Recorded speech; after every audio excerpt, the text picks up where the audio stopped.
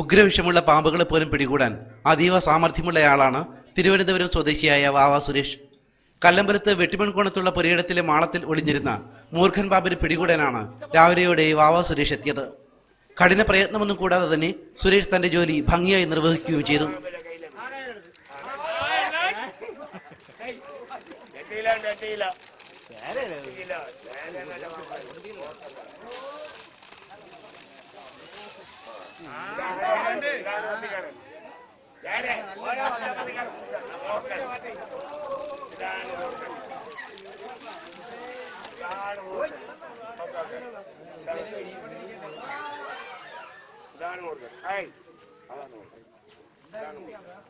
പിടികൂടിയ മൂർഖൻ പാമ്പിനെ നാട്ടുകാരുടെ മുന്നിൽ പ്രദർശിപ്പിച്ചു സുരേഷ്.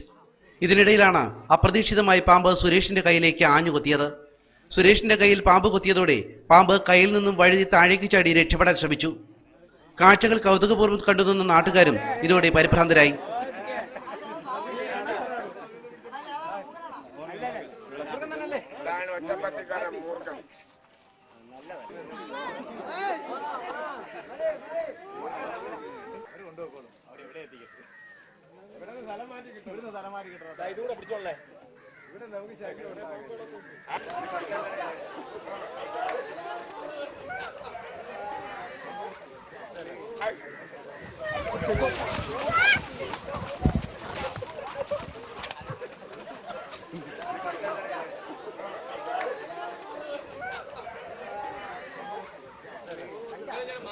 എന്നാൽ മുറിവേറ്റ കൈയുമായി സുരേഷ് പാമ്പിനെ വീണ്ടും പിടികൂടി.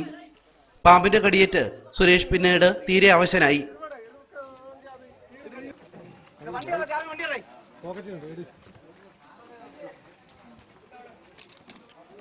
ഒടുവിൽ മനോരമ ന്യൂസിനായി പാമ്പ് പിടുത്തത്തിന്റെ ദൃശ്യങ്ങൾ ചിത്രീകരിച്ചുകൊണ്ടിരുന്ന ജയന്താസിന്റെ വാഹനത്തിൽ വാവ സുരേഷിനെ തിരുവനന്തപുരം മെഡിക്കൽ കോളേജ് ആശുപത്രിയിൽ പ്രവേശിപ്പിച്ചു.